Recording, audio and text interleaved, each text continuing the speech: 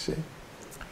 So the Lord, He can give mercy by touching, by glancing, by speaking, or even indirectly through His devotees, through His scriptures. You see? He is so potent that in any way that you come in contact with Him, you can receive His mercy. This is so important.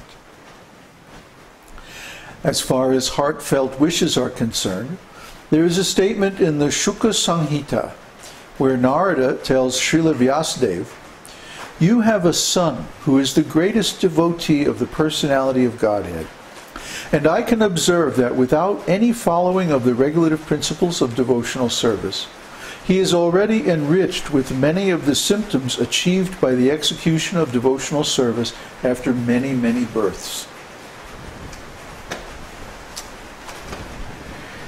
As for ecstatic love of Krishna, there is a statement in the 7th canto, 4th chapter, verse 36 of Śrīmad-Bhāgavatam, in which Narada addresses King Yudhishthira, "My dear king, it is very difficult to describe the character of Prahlad. He developed a natural attraction for Krishna, and whatever I can explain about his character will simply be an arrangement of words. His actual character is impossible to describe." This means that Narada himself admitted that the natural development of Prahlad's ecstatic love was by the grace of Lord Krishna. This natural attraction for Krishna on the part of Prahlad was developed simply by the mercy of Narada. When Prahlad Maharaj was within the womb of his mother, she was being sympathetically instructed by Narada about the science of devotional service. And at the same time, Narada was wishing that the child within the womb could also take advantage of the instructions. Because Narada, an authorized devotee and great associate of the personality of Godhead, was desiring auspiciousness for Prahlad Maharaj, he developed all the characteristics of a high-grade devotee. This is called natural attraction. It is caused by the special grace of the personality of Godhead, or by the special grace of a great devotee like Narada. There is a statement in the Skanda Purana, wherein Parvati Muni tells Narada, "My dear Narada, of all saintly persons, you are so great and glorious that simply by your good wishes, a low-born hunter has also become a great elevated devotee of Lord Krishna." This ecstatic love for Krishna can be divided into 5 divisions, which will be described by Sri Rupa Goswami later on. You know that story? Parvati Muni? There was a hunter named Mrigari. Mrigari the hunter. And Mrigari was such a nasty hunter that he wouldn't kill the animals. He would only wound them, and then watch as they, struggle and flap around on the ground and laugh. He was so degraded, so awful. So Mrigari was approached by Narada.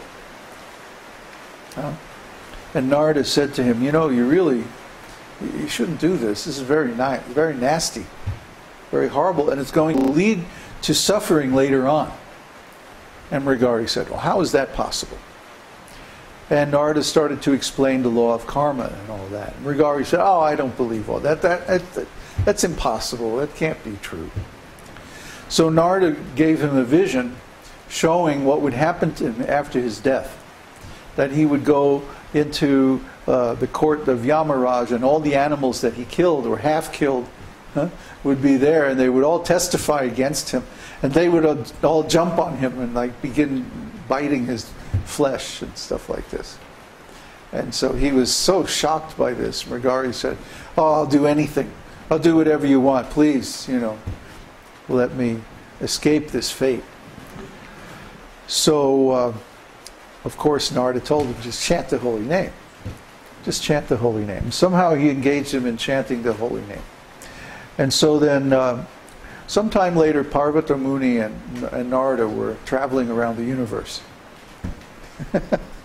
That's what they do, you know.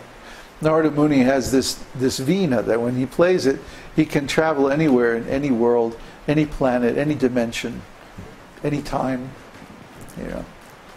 He has complete freedom. So anyway, Narada and Parvata were traveling around, and they decided, hey, let's go visit. Narada was probably telling him, you know, let's go visit that hunter. Remember I told you about that hunter? Well, he's been chanting for a while now. Let's see, you know. So they went, and they came to where the hunter was sitting. And when he saw Narada Muni, his guru, he came out, oh, he was just full of ecstatic love, and he was chanting and crying and all ecstatic symptoms. And then he came and he was about to pay his obeisances, right? But there were some ants crawling on the ground. So he said, oh, just a minute. And he took his cloth and he was very carefully cleaning the ants out of the way so he could pay his dandavats at the feet of his guru. And Parvata Muni said, oh, this is so wonderful. Formerly this guy was so violent and so cruel. But now he's become so gentle by the power of the holy name that he doesn't even want to harm an ant. Huh? He'll move the ants very carefully out of the way so that he doesn't hurt them. So this is so wonderful.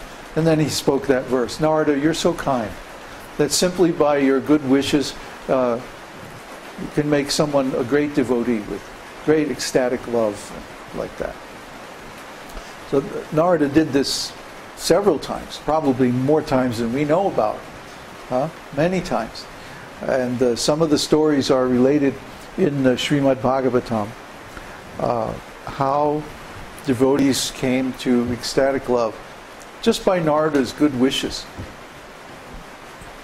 Narada is such a great devotee. So, similarly, Srila Prabhupada came to the West, and just by his good wishes, so many nice devotees came to Lord Krishna. Just by his blessings. There's no other cause. We were all such rascals. I mean, really. Such nonsense people. With no knowledge, no self-control, no mental gravity, nothing.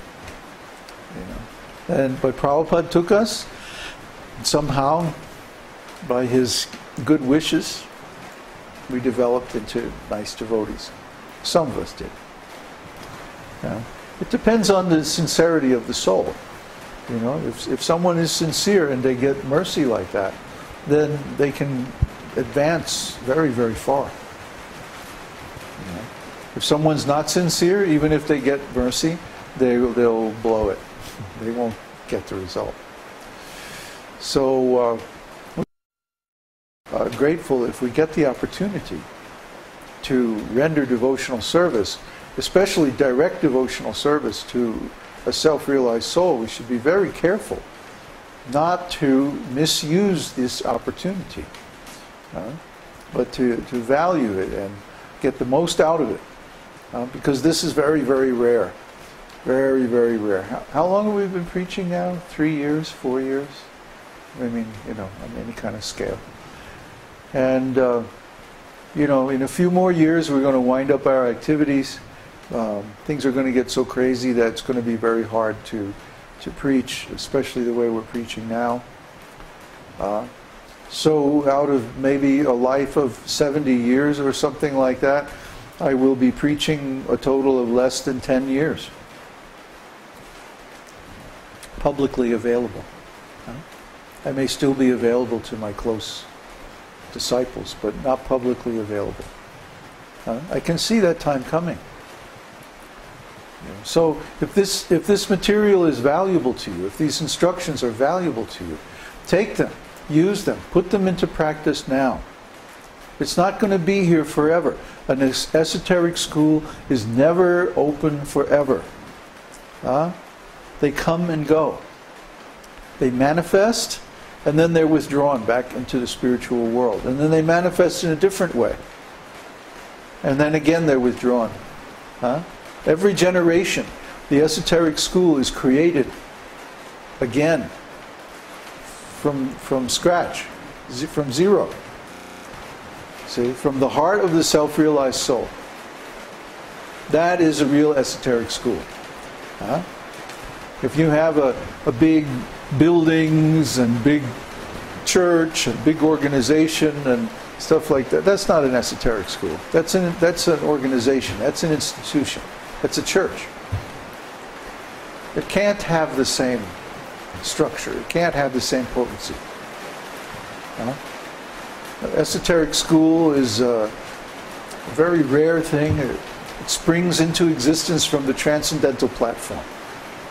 And then again, it's withdrawn. It doesn't last forever. It can't, because anything in this material world that